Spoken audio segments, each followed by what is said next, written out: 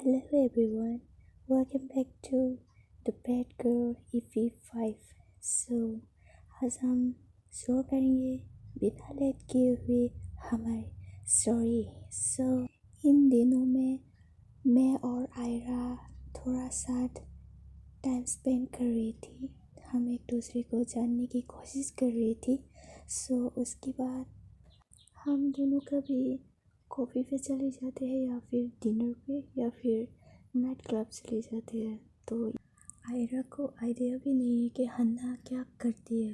आयरा को ऐसा लगता है कि नाइट क्लब की ओनर हो इसलिए बॉडीगार्ड की ज़रूरत है, उसे कुछ भी आइडिया नहीं है। आयरा ने बताया कि वो कुछ और जगह पे जाना चाहती है, तो हमने यही डिसाइड किया कि हम कुछ और जगह पे जाएंगे।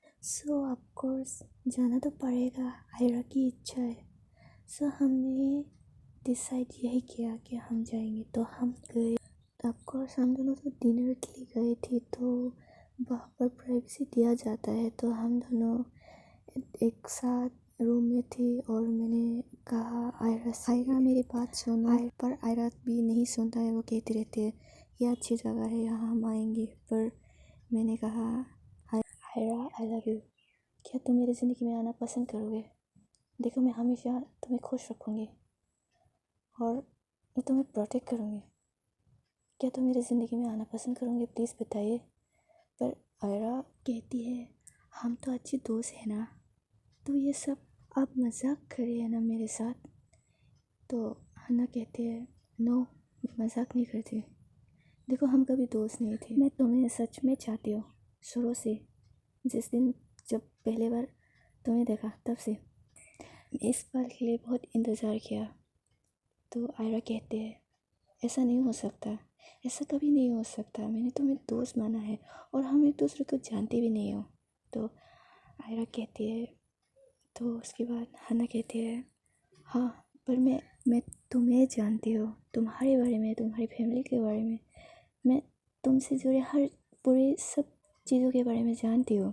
देखो प्लीज़ आप मान जाओ। तो आयरा कहती है नहीं ऐसा नहीं है, मुझे यहाँ नहीं रुकना है। कहकर वो चले गए। तो मैंने रुका भी नहीं और फिर मैं 10 मिनट वहाँ बैठी रही और मेरी आँखों से आंसू आते रहे, मैं रुक भी नहीं पा रही थी। तो 10 मिनट बाद जब मैं खड़ा हुआ तो कुछ लोग अंदर आ गए, शायद मेरे डैड के दुश्मन थे और उन लोगों ने मुझे अटैक किया। तो मैं खुद को तैयार भी नहीं कर पाई खुद को उन लोगों से बचाने के लिए। उन लोगों ने सडनली मुझे गोली मारी, तो मेरे पेट पे गोली लगे, 2 गोली लगे और उन्होंने कहा चलो तुम्हारे लिए बैड लक है, तुम यहाँ अकेले आ गए। तुम्हें क्या लगता है सब कुछ तुम लोगों की हाथों में है? ये सब चलो तुम्हारे जाने के बाद, तुम्हारे मरने के बाद तुम्हारे फादर अकेले पड़ जाओगे। वो खुद मरते रहेंगे क्योंकि उन्होंने खुद की बेटी को बचा नहीं पाया। हाँ मेरे लिए तो ये अच्छी बात है, तुम धीरे धीरे मरते रहो।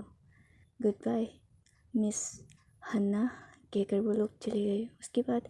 उसके बाद मैं होश खो गई थी और मैं गिर गई और मैं बेहोश हो गई। थोड़ी देर बाद मेरे दोस्त आए क्योंकि आज उसका आना तय था, क्योंकि मैंने उसके लिए सरप्राइज़ तो तैयार किया था उसकी बहन के साथ।